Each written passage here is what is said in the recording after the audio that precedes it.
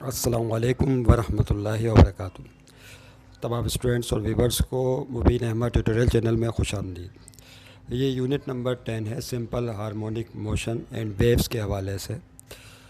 और new book में जो नई एमसीक्यूज़ इन्होंने इंट्रोड्यूस की हैं, हम उन्हें डिस्कस कर रहे हैं।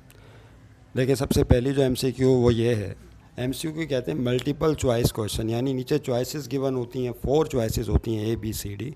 उनमें से कोई एक चॉइस जो है उसको आपको टिक करना होता है, या सही होती है उनमें से एक चॉइस वो तलाश करनी होती है कि कौन सी चॉइस बिल्कुल परफेक्ट है, सही आंसर की तर्जमानी कर रही है। यहाँ पर मैंने लिखा नहीं है, 4 ऑप्शंस थे तो 3 ही ऑप्शन लिखे हैं यहाँ पर। चौथा ऑप्शन मुझे अभी फ़िलहाल याद नहीं आ रहा था, तो 3 ऑप्शंस लिख दिए, इनमें से एक ऑप्शन सही है बस। तो देख लें क्या है, which of the following is an example of simple harmonic motion. इनमें से कौन सी मोशन सिंपल हार्मोनिक मोशन है। देखिए, याद रखिएगा, चैप्टर के एंड में हमने जैसा कि इंट्रोडक्शन में बताया था आपको, न्यू बुक के इंट्रोडक्शन में, यकीनन आपने उस वीडियो को देख लिया होगा। उसमें तफसील से गुफ्तगू की गई थी कि नए टॉपिक्स कौन से हैं न्यू बुक्स के अंदर और पुराने टॉपिक्स कौन से रखे गए हैं। और एंड में जो है मशकी सवालात बिल्कुल तब्दील कर दिए उन्होंने, न्यूमेरिकल प्रॉब्लम चेंज कर दी हैं, और साथ में जो है न्यू टॉपिक्स को भी इन्वॉल्व किया है, MCQs चेंज कर दी हैं, और फिर साथ में एक और चीज़ लेकर आए हैं जिसको कहते हैं कॉन्सेप्चुअल क्वेश्चंस। कॉन्सेप्चुअल क्वेश्चंस भी बहुत नए लेकर आए हैं, वो पुराने वाले नहीं रहे, ऑलमोस्ट न्यू हैं सारे। इस लिहाज से ये जो किताब या चैप्टर के एंड के सवालात होते हैं, these are very very important, इनको समझने की ज़रूरत होती है, यही असल टारगेट होते हैं। तो देखिए, हमने इस पर भी बात की हुई है, सिंपल हार्मोनिक मोशन किसे कहते हैं। हमने स्प्रिंग मास सिस्टम पर गुफ्तगू की थी, उसमें बहुत ही एक्सप्लेनेटरी वीडियो जो है वो बनाई गई है ताकि उसके कॉन्सेप्ट को समझा जाए कि हर vibrating body simple harmonic motion नहीं होती, लेकिन हर simple harmonic motion vibratory motion भी होती है, जिसमें बॉडी अपनी मोशन को रिपीट करती है। आसान लफ्ज़ों में बस फ़िलहाल चूँकि हम तो MCQ को हमने सर्च करना है सही जवाब कौन सा है और आगे बढ़ जाना है। अब मज़ीद तफसीली गुफ्तगू तो हम कर नहीं सकते, वो हम पहले ही कर चुके हैं तफसील से।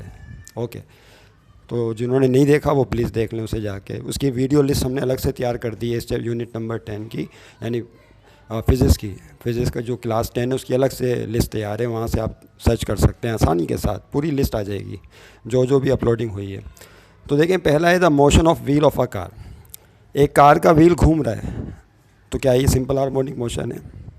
तो ये बात हमने डिस्कस की थी कि कार का व्हील जो घूम रहा होता है उसकी स्पीड यूनिफॉर्म नहीं होती, स्पीड यूनिफॉर्म होनी चाहिए, पहली शर्त। दूसरी शर्त, जो सिंपल हार्मोनिक मोशन है वो एक प्लेन में होनी चाहिए। अब कार के ड्राइवर ने स्टीयरिंग को घुमाया तो प्लेन व्हील का इधर हो जाएगा, उधर लेफ्ट पर घुमाया तो प्लेन उस तरफ व्हील का हो जाएगा।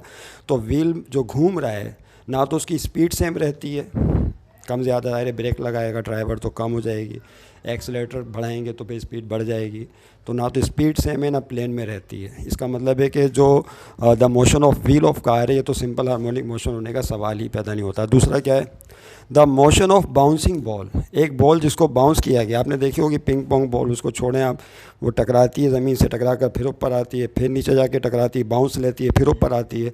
लेकिन जब किसी बॉल को आप छोड़ते हैं तो वो अपनी मोशन को रिपीट करती है मुसलसल टकरा के फ्लोर से।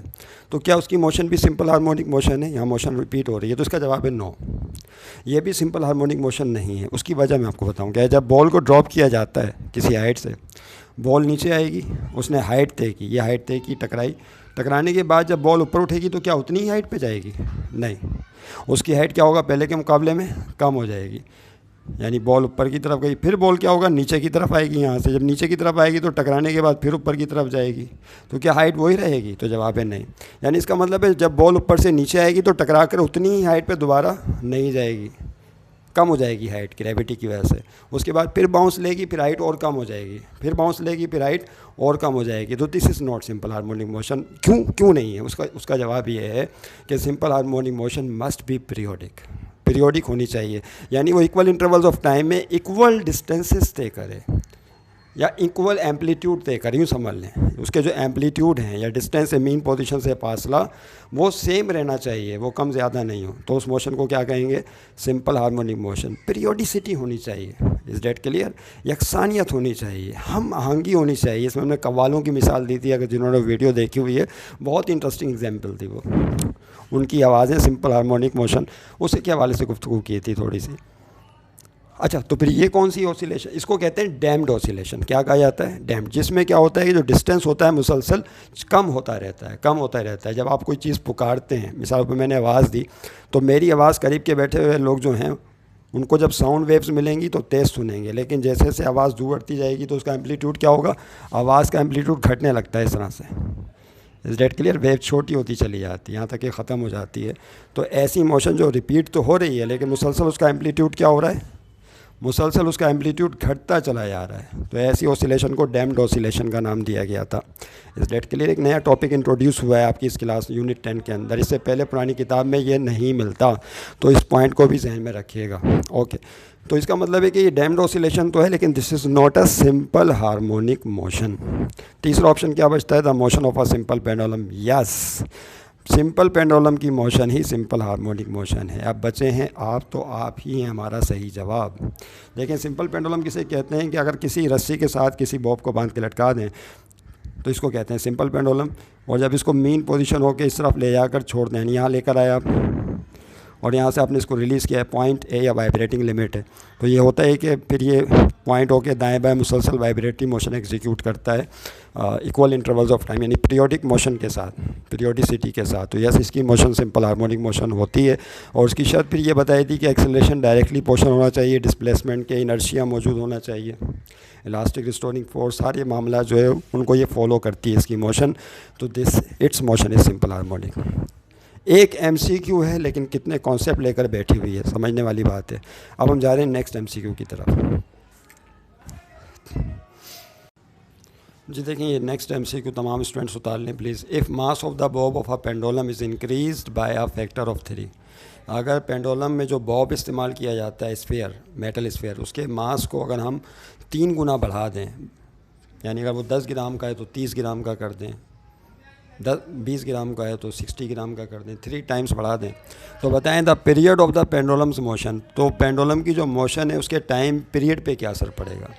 अब इसमें ऑप्शन 4 लिखे हुए थे, हमने किसी में ऑप्शन दिए हैं, यानी वो चारों लिख दिए हैं ABCD, और एक जवाब सही है, और किसी में नहीं भी लिखे तो आप असल में आंसर को फोकस करें, जो सही आंसर उसको समझें कि सही आंसर क्या है इसका। Is that clear?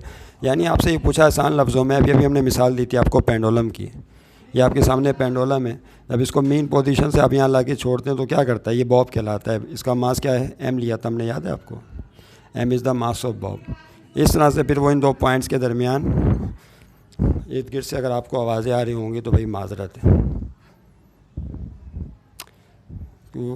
जाहिर सी बात है, अहले मोहल्ला है और हर एक को राइट हासिल है अपने घर में रहकर जो है चीज़ें करने का। तो आपको अगर आवाज़ें आ रही होंगी तो आई एम सो सॉरी, लेकिन आप टॉपिक की तरफ फोकस करें कि हमें असल में समझना क्या है। ये मीन पोजीशन O, ये एक्सट्रीम पोजीशन है, और ये एक्सट्रीम पोजीशन क्या है? B है। ओके, तो मीन पोजीशन O से फिर आप इसे डिस्प्लेस करके छोड़ दें तो ये दाएं बाएं वाइब्रेट करता है, तो A से B और B से A, this is called one vibration. क्या कहते हैं इसे? This is called one vibration. ये सारी गुफ्तगू बड़ी तफसील से की गई है, लेकिन मैं जब भी गुफ्तगू करने की कोशिश कर, मेरी कोशिश ये होती है कि आप मुझे फ़र्स्ट टाइम देख रहे हैं या फ़र्स्ट टाइम इस वीडियो लेक्चर को अटेंड कर रहे हैं, या फर्स्ट लेक्चर है आपका इस MCQ का या इस चैप्टर का या इस यूनिट का, ये तसव्वुर करते हुए हम गुफ्तगू करने की कोशिश करते हैं जहाँ तक हम वीडियो में रहते हुए कर सकते हैं। तो दिस A से B, B से A, this is called one vibration. इस एक वाइब्रेशन के दौरान ये जो टाइम लेगा that is called time period या पीरियड ऑफ ऑसिलेशन, और उसके टाइम पीरियड का फार्मूला ये होता है 2π/L/G। पाई यहाँ पे कांस्टेंट है, सर्किल कांस्टेंट 3.1428 G ग्रेविटी, ये आप जानते हैं 9.8 मीटर पर सेकंड स्क्वायर, और L कौन है? L is the length of pendulum. ये कौन है? Length of pendulum. बताइए क्या इसके टाइम पीरियड में मास है? टाइम पीरियड लेंथ पे डिपेंड कर रहा है, ग्रेविटी पे डिपेंड कर रहा है, लेकिन टाइम पीरियड मास पे डिपेंड नहीं कर रहा। अगर कर रहा होता तो इसके फार्मूले में यकीनन मास भी इन्वॉल्व होता। Now you can watch, there is no mass here in this formula, so time period does not depend upon the mass. तो अल किस्सा मुख्तसर कि इस बॉब का मास आप डबल कर दें, ट्रिपल कर दें, 4 गुना कर दें या हाफ कर दें, टाइम पीरियड पे कोई असर नहीं पड़ेगा। तो time period will remain same, तो motion will remain, period of the pendulum motion will remain same, will remain the same. क्या होगा? सेम रहेगा पीरियड ऑफ मोशन। वो चेंज नहीं होगा। तो सही जवाब इसका ये है। उम्मीद आपकी समझ में आ गया होगा। नेक्स्ट MCQ की तरफ जा रहे हैं। जी स्टूडेंट्स प्लीज़ देखें, ये नंबर 3 है। Which of the following device can be use, इसे लिख भी लें आप, can be use to produce both transverse and longitudinal waves. इनमें से कौन सी डिवाइस है जो कि दोनों प्रोड्यूस कर सकती हैं? बड़ी ही इंपॉर्टेंट MCQ है। ट्रांसफर्स वेव भी प्रोड्यूस कर सकती हैं और लॉन्गिट्यूडनल वेव भी। पहले तो हमें समझने की ज़रूरत है ट्रांसफर्स वेव किसे कहते हैं। ऐसी वेव के जिसमें medium particles direction of wave के परपेंडिकुलर वाइब्रेटरी मोशन एग्जीक्यूट करें, उन्हें कहते हैं ट्रांसफर्स वेव्स। और such waves in which medium particles execute vibratory motion in parallel with the direction of transfer of wave called longitudinal waves. ये फ़र्क है दोनों में। होता ही है कि जब वेव ट्रांसफ़र होती हैं एक पॉइंट से दूसरे पॉइंट तक, वेव क्या है? ट्रांसफ़र ऑफ एनर्जी, तवानाई मुंतकिल करती हैं मीडियम के थ्रू। तो उसमें मीडियम पार्टिकल क्या करते हैं? वाइब्रेटरी मोशन एग्जीक्यूट करते हैं या सिंपल हार्मोनिक मोशन एग्जीक्यूट करते हैं। दो तरह की वाइब्रेटरी मोशन वो एग्जीक्यूट कर सकते हैं, या तो डायरेक्शन ऑफ वेव के परपेंडिकुलर, यानी वेव इस डायरेक्शन में जा रही है उसके परपेंडिकुलर वाइब्रेट करेंगे तो इसे ट्रांसवर्स वेव बोलेंगे। और अगर वेव इस डायरेक्शन में जा रही है और मीडियम पार्टिकल भी इसी के पैरेलल वाइब्रेट कर रहे हैं, नहीं समझे बात को, तो फिर इसे क्या बोलते हैं? कॉम्प्रेशनल वेव्स या लॉन्गिट्यूडनल वेव कहते हैं। तो पहली सूरत में ट्रांसवर्स, दूसरी सूरत में कॉम्प्रेशनल। अब इनमें बताना है कौन सी डिवाइस है जो दोनों वेव्स प्रोड्यूस कर सकती है। पहला स्ट्रिंग। अब देखें रस्सी में, अगर आपने रस्सी घर पे भी आप तजर्बा कर सकते हैं। एक रस्सी लें, स्ट्रिंग लें आप, ये आपने स्ट्रिंग का एक सिरा यहाँ बांध दिया, दूसरा सिरा आपके हाथ में। अगर रस्सी को आप जो यूँ ऊपर नीचे प्लग करें तो क्या होगा? रस्सी सांप की तरह लहराती हुई जाएगी। रस्सी नहीं आगे जाएगी, रस्सी के मालिक्यूल जस्ट पार्टिकल ऊपर नीचे वाइब्रेट करेंगे। एनर्जी इस डायरेक्शन में जा रही है और जो इसके पार्टिकल हैं जस्ट ऊपर नीचे वाइब्रेट कर रहे हैं डायरेक्शन ऑफ वेव के परपेंडिकुलर। तो ये कौन सी वेव्स हो गई? ट्रांसवर्स। तो रस्सी में बनने वाली वेव्स ट्रांसवर्स होती हैं, लॉन्गिट्यूडनल नहीं होती। Ripple tank. रिपल टैंक किसे कहते हैं? ये एक ट्रे होती है, सिंपल ट्रे, जिसका शीशा, जिसका जो तला होता है बॉटम वो शीशे का बना हुआ होता है। इसमें वाटर इस्तेमाल करते हैं, पानी। और उसके बाद फिर इसके साथ एक जनरेटर या वाइब्रेटर लगाया जाता है। वो वाइब्रेटर स्टिक होती है जो मुसलसल इसके अंदर वाइब्रेट करती है पानी के अंदर। जब स्टिक वाइब्रेट करती है तो इस तरह से इसमें वेव प्रोड्यूस हो जाती है। आपको पता है पानी में वेव कैसी पैदा होती हैं? रस्सी की तरह पैदा होती हैं। अब यहाँ पे भी क्या हो रहा है? एनर्जी सामने जा रही है, मीडियम पार्टिकल जस्ट ऊपर नीचे वाइब्रेट कर रहे हैं रस्सी के ज़र्रात की तरह। तो यहाँ पे भी सिर्फ ट्रांसवर्स वेव्स हैं। तो रिपल टैंक के अंदर यानी पानी के अंदर जो वेव प्रोड्यूस होती हैं वो भी ट्रांसवर्स होती हैं, लॉन्गिट्यूडनल नहीं होती। डी देख लें आप, डी सही ऑप्शन आज ही होगा लेकिन उसको आखिर में डिस्कस करेंगे। डी देखें वो क्या है? ट्यूनिंग फॉर्क है। ट्यूनिंग फॉर्क असल में ये एक डिवाइस होती है जो साउंड प्रोड्यूस करने के लिए इस्तेमाल की जाती है। इस टाइप का दो शाखा होता है, एलुमिनियम की स्ट्रिप लगी होती है, ये हैंडल है, इसको यहाँ से ग्रिप कर लेते हैं और ये बड़ी लचकदार एलुमिनियम स्ट्रिप होती है। ऐसी उसको रबड़ पेट पे मारते हैं तेज़ी के साथ, ये जो इसकी स्ट्रिप्स हैं ये वाइब्रेट करती हैं। ये स्ट्रिप्स वाइब्रेट करेंगे तो इससे एक साउंड क्रिएट होता है, आवाज़ पैदा होती है। और आवाज़ की वेव्स कौन सी हैं? लॉन्गिट्यूडनल वेव है, क्योंकि एनर्जी अगर इस डायरेक्शन में जा रही है तो हवा के ज़र्रात भी इसी के पैरेलल वाइब्रेटरी मोशन एग्जीक्यूट करते हैं। याद है आपको? Direction of transfer of energy के पैरेलल वाइब्रेटरी मोशन एग्जीक्यूट करते हैं। तो इसकी वेव्स हो गई ट्यूनिंग फॉर्क की साउंड वेव्स जो कि लॉन्गिट्यूडनल होती हैं। अब बचाइए हेलिकल। स्लिंग की स्प्रिंग, बहुत हल्का होता है ये स्लिंग की स्प्रिंग। ये वो वाला स्प्रिंग नहीं है जो गाड़ियों के पुर्जे सख्त स्प्रिंग जो इस्तेमाल करते हैं, नहीं, बिल्कुल लाइट फ्लेक्सिबल होता है। लैब में भी आप देख सकते हैं जब प्रैक्टिकल करेंगे, हुक्स लॉ वाला प्रैक्टिकल, उसमें इस्तेमाल करते हैं इसे। तो हेलिकल स्प्रिंग क्या है? ये ट्रांसवर्स वेव भी पैदा कर सकता है ऐसी, और कॉम्प्रेशनल वेव यानी लॉन्गिट्यूडनल वेव भी पैदा कर सकता है। इस पर थोड़ी सी मैं बात कर लूँ आपसे कैसे। ये इसका सही ऑप्शन है, ये वो डिवाइस है, बाकी सब मिटा देते हैं हम। ये सही जवाब है भाई, सी पार्ट, हेलिकल स्प्रिंग। क्यों, कैसे? क्योंकि देखिए हेलिकल स्प्रिंग क्या होता है? इस टाइप का होता है, ये हेलिकल स्प्रिंग है। इस डेट क्लियर? अब मैं इसको भी मिटा देता हूँ। देखिए अगर आप चाहते हैं कि इसके अंदर जो है वो कौन सी वेव पैदा हो? Transverse wave. तो यस, इसमें इस तरह से ट्रांसवर्स वेव भी प्रोड्यूस हो सकती है। ऊपर नीचे रस्सी की तरह इसको वाइब्रेट कर रहे हैं तो क्या होगा? ट्रांसवर्स वेव पैदा हो जाएंगी। जिस तरह रस्सी नहीं वाइब्रेट करती, इस तरह स्प्रिंग को यहाँ से ऊपर नीचे वाइब्रेट करें रस्सी की तरह, ट्रांसवर्स वेव पैदा हो गई इसके अंदर। इस डेट क्लियर? अच्छा, अब इसमें कॉम्प्रेशनल यानी लॉन्गिट्यूडनल वेव कैसे पैदा होंगी? तो वो भी प्रोड्यूस कर सकते हैं। ये आपके सामने स्प्रिंग, इसको कॉम्प्रेस करें, जैसे इसे कॉम्प्रेस करेंगे इसका दब जाएगा, बाकी हिस्सा अभी भी खुला हुआ है। याद रहे कि जब आप कॉम्प्रेस करते हैं तो काम करते हैं यानी एनर्जी देते हैं। आपने यहाँ पे एनर्जी ट्रांसफ़र की, कॉम्प्रेशन आ गया। अभी एनर्जी, ये जो ट्रंस हैं स्प्रिंग के, यहाँ से फिर आगे चली जाएगी, यानी ये हिस्सा कॉम्प्रेस होगा, ये खुल जाएगा। ये हिस्सा खुल गया लेकिन आगे वाला हिस्सा क्या हो गया? कॉम्प्रेस हो गया। Is date clear. एनर्जी यहाँ चली गई, उसके बाद क्या होगा, ये हिस्सा खुल जाएगा, आगे वाला हिस्सा कॉम्प्रेस हो जाएगा। तवज्जो रहे, ये हिस्सा खुल गया लेकिन आगे वाला हिस्सा कॉम्प्रेस हो गया। आपने देखा कि किस तरह से एनर्जी ट्रांसफ़र होती है। आपने जो काम किया है इस डायरेक्शन में एनर्जी जा रही है, और ये जो मीडियम पार्टिकल है स्प्रिंग है वो इसी डायरेक्शन में वाइब्रेट कर रहे हैं। नहीं समझे बात को। अगर आप मुसलसल कॉम्प्रेस करें फिर पीछे की तरफ लाएं, स्प्रिंग को इस तरह से वाइब्रेट करें, तो यहाँ पर क्या होगा, कॉम्प्रेशन रेयरफेक्शन, कॉम्प्रेशन रेयरफेक्शन, इसी डायरेक्शन के पैरेलल जो है वो ट्रांसफ़र होना शुरू हो जाएगा। तो यहाँ पर कौन सी वेव पैदा हो जाएंगी, फिर लॉन्गिट्यूडनल वेव। तो हेलिकल स्प्रिंग के ज़रिए आप लॉन्गिट्यूडनल वेव भी पैदा कर सकते हैं और ट्रांसफर वेव भी पैदा कर सकते हैं। उम्मीद है समझ में आ गया होगा। नेक्स्ट एमसीक्यू की तरफ जा रहे हैं। वेव्स ट्रांसफ़र, वेव्स किस चीज़ को ट्रांसफ़र करती हैं, एनर्जी को, फ्रीक्वेंसी को, वेवलेंथ को या वेलोसिटी को, किसे ट्रांसफ़र करती हैं। तो वेव मोशन की तारीफ़ क्या है, what is the definition of wave motion. The mechanism of transfer of energy is called wave motion. The mechanism of transfer of energy called wave motion. The transfer of energy from one point to another point called wave motion. तवानाई का जो इंतकाल है, energy का transfer है एक जगह से दूसरी जगह, this is called wave motion.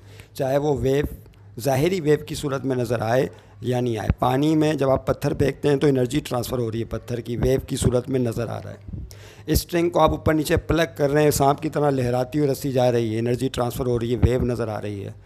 लेकिन मेरी आवाज़ आपके कानों तक पहुंच रही है, तो sound is the type of energy. तो क्या यहाँ वेव नज़र आ रही है, नहीं। तो बाज़ औक़ात वेव नज़र आती है ज़ाहिरी तौर पे, बाज़ औक़ात नज़र नहीं आती, सुनाई देती है। लाइट टाइप ऑफ एनर्जी, उसमें भी वेव मौजूद है, लाइट भी एनर्जी को ट्रांसफ़र कर रही है। तो वो क्या लाइट नज़र आती है, लाइट नज़र नहीं आती, लाइट दिखाई नहीं देती, लेकिन लाइट चीज़ों को दिखाती है। लाइट दिखाई नहीं देती, बड़ी इंपॉर्टेंट जुमला है ये। लाइट दिखाई नहीं देती लेकिन लाइट चीज़ों को दिखाती है। मिसाल पर इस कमरे में गुप अंधेरा हो, रात के वक्त गुप अंधेरा है, कहीं से कोई रोशनी नहीं आ रही, तो इसका मतलब है लाइट तो नज़र नहीं आ रही, लेकिन जब आप बल्ब ऑन करेंगे या चिराग जलाएंगे तो रोशन हो जाएगा कमरा, रोशनी होगी, तो वो चीज़ों को दिखाएगी लेकिन खुद नज़र नहीं आएगी। यही तो झगड़ा रहा है लाइट का। यही वजह है कि लाइट के बारे में आज तक 4 थ्योरीज पेश की गई हैं और अभी तक उनमें से एक थ्योरी भी कानून का दर्जा हासिल नहीं कर सकी। हमने इस पर साइंटिफिक मेथड में तफसील से बात की है और एक एक पॉइंट को खंगालने की कोशिश की है कि क्यों न्यूटन की कार्पस्कुलर थ्योरी क्यों लॉ नहीं बन पाई, हाइजेंस ने वेव थ्योरी ऑफ लाइट दी, फिर मैक्सवेल ने electromagnetic wave theory of light दी, फिर आखिर में मैक्स प्लांक ने क्वांटम थ्योरी ऑफ लाइट पेश की। लेकिन इन चारों को अभी तक नज़रिए का तो दर्जा मिला है थ्योरी का, लेकिन कानून का दर्जा नहीं मिला। कभी लाइट की ड्यूल नेचर है, कभी वो पार्टिकल है, कभी वो वेव है, कभी वो वेव नेचर एग्जिबिट करती है, कभी पार्टिकल।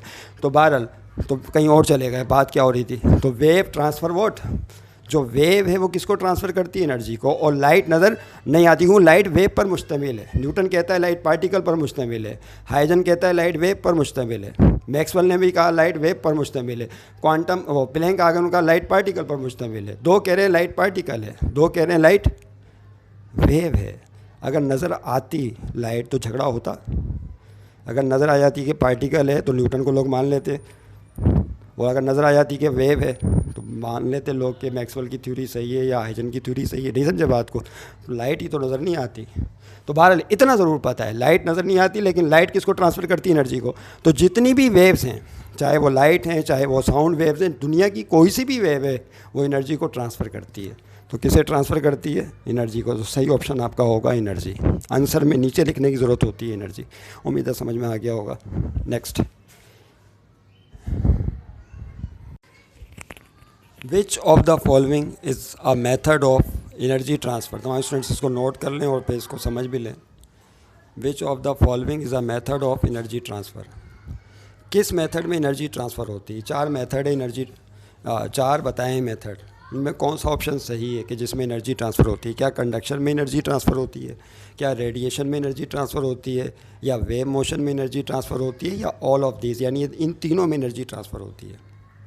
अभी जिन्होंने एमसीक्यू पिछली देखी वो फ़ौरन टिक करेंगे वेव मोशन। किसे, क्योंकि वेव मोशन में एनर्जी ट्रांसफ़र होती है। वेव का काम ही तवानाई का इंतकाल है, तो वो फ़ौरन इसको टिक कर देंगे। जो गलत होगा क्या होगा, वो ऑप्शन गलत होगा। इसका मतलब है जो पिछली एमसीक्यू की किया वो सारा कुछ गलत था, जो इतनी लंबी चौड़ी बहस की नहीं वो सही था। मसला ये है कि आप कंडक्शन और रेडिएशन को तो समझे पहले कि इसमें क्या होता है, फिर फैसला करेंगे कि एनर्जी किस में ट्रांसफ़र किस किस में होती है और किस में नहीं होती। तो कंडक्शन किसे कहते हैं? इसमें हीट एनर्जी ट्रांसफ़र होती है थ्रू मेटल या थ्रू मीडियम। आप कोई मेटल ले लें, एक मेटल लें, सरिया ले लें। सरिये को जो बहुत आसान मिसालें समझ में आ जाएगा। ये फ़र्ज़ कर लें कि सरिया है या स्टील है, इसका एक सिरा आग पर रख दें और एक सिरा हाथ में रखें। थोड़ी देर के बाद क्या होगा, वो जो हीट एनर्जी है वो इस पॉइंट के थ्रू कहाँ तक पहुँच जाएगी, आपके हाथ तक पहुँच जाएगी। ऐसा होगा या नहीं होगा? बिल्कुल होगा। आप फिर इसको होल्ड नहीं कर पाएंगे, इतनी एनर्जी यहाँ हीट एनर्जी ट्रांसफ़र होगी। तो आपने ये सिरा सिर्फ आग पे रखा था, लेकिन एनर्जी वहाँ से transfer atom to atom transfer होते होते आपके हिस्से की तरफ आ गई, जहाँ उस हिस्से की तरफ आ गई रॉड के जो आपके हाथ में मौजूद है। Is that clear? तो यहाँ पे एनर्जी ट्रांसफ़र हो रही है। इस अमल को कहते हैं कंडक्शन, जिसमें सॉलिड बॉडी के अंदर एटम्स की वाइब्रेटरी मोशन के थ्रू हीट एनर्जी ट्रांसफ़र होती है। ये एक अलग बहस है, टॉपिक है, मैं उस पर नहीं जा रहा, सिर्फ बयान कर दिया एक मिसाल के ज़रिए। रेडिएशन में क्या होता है, आप किसी आग की भट्टी के आगे खड़े हों, आप उसको टच मत करें। या आपने देखा होगा जाड़ों की सर्द रातों में जब सख्त सर्दियाँ हों तो लोग क्या करते हैं, आग जला लेते हैं, अंगीठियाँ इस्तेमाल करते हैं। जब उसको जलाते हैं तो उससे क्या पैदा होती है, आग पैदा होती है। तो क्या वो अपना हाथ आग में डाल देते हैं? नहीं, ऐसा तो नहीं होता, बल्कि हीट एनर्जी उनको मिलती है। तो अब ये कैसे हीट एनर्जी मिल रही है? Through radiations. किसके थ्रू मिल रही है? रेडिएशंस के थ्रू, जिनको इलेक्ट्रोमैग्नेटिक वेव्स भी कहा जाता है, याद रखिएगा। हीट वेव्स भी कहते हैं। सूरज से जो हमें लाइट मिल रही है, हीट नहीं मिल रही क्या? सूरज कहाँ है, हवा में या खला में?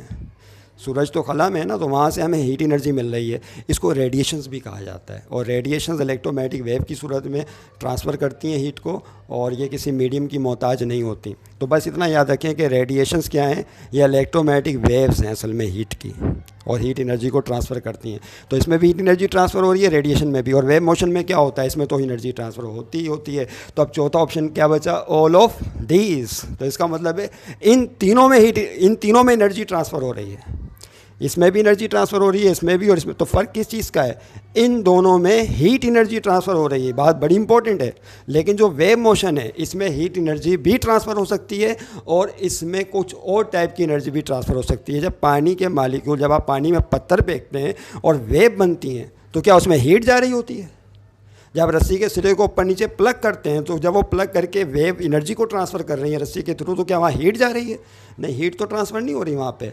तो याद रखिएगा, heat is the type of energy, वो भी ट्रांसफ़र ऑफ एनर्जी है, वो भी वेव की सूरत में मुमकिन है, वो कंडक्शन की सूरत में भी मुमकिन है, वो रेडिएशन की सूरत में भी मुमकिन है, और वेव मोशन की सूरत में भी एनर्जी ट्रांसफ़र हो सकती है। तो इसका ऑप्शन क्या होगा, ऑल ऑफ दिस। मेरा ख्याल इतनी बात मैट्रिक लेवल के लिए काफ़ी है समझने के लिए।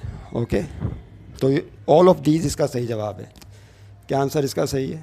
इन तीनों में एनर्जी ट्रांसफ़र होती है, याद रखिएगा। नेक्स्ट एमसीक्यू की तरफ जाएंगे, लेकिन वीडियो हो रही है लेंदी। भाई देखें, ये अब नेक्स्ट जो 4 एमसीक्यूज़ बची हैं इसके अंदर, जो आपकी किताब में न्यू बुक के अंदर हैं, उसको हम पार्ट 2 में कर लेंगे। इसको आप क्या मान लें, पार्ट 1 मान लें, और पार्ट 2 की वीडियो में डिस्कस करेंगे। क्योंकि वीडियो बनाने का मकसद जो है सिर्फ ये नहीं है कि आप इसको लिख लें और सही जवाब आप टिक कर लें, नहीं, चीज़ों को समझें कॉन्सेप्ट के साथ। वो एक बहुत मशहूर कहावत है उर्दू की, सस्ता रोए बार बार, महंगा रोए एक बार। क्या कहावत है? सस्ता रोए बार बार, महंगा रोए एक बार। तो आप बार बार नहीं उसके रट्टे लगाएं, बार बार एमसीक्यूज़ के रट्टे ला के प्रैक्टिस ना करें, बल्कि एमसीक्यूज़ को समझ लें अच्छी तरीके से। जब आप समझ लेंगे तो ऐसी 100 एमसीक्यू आप कर सकते हैं, बशर्ते के कॉन्सेप्ट के साथ समझा हो। ये हमारा मुद्दा है, यही हमारा पॉइंट है जिसको लेकर हम यहाँ चल रहे हैं। उम्मीद है कि आप हमारे साथ रहेंगे। पार्ट 2 में फिर बात करेंगे बाकी 4 एमसीक्यूज़। थैंक यू, खुदा हाफ़िज़।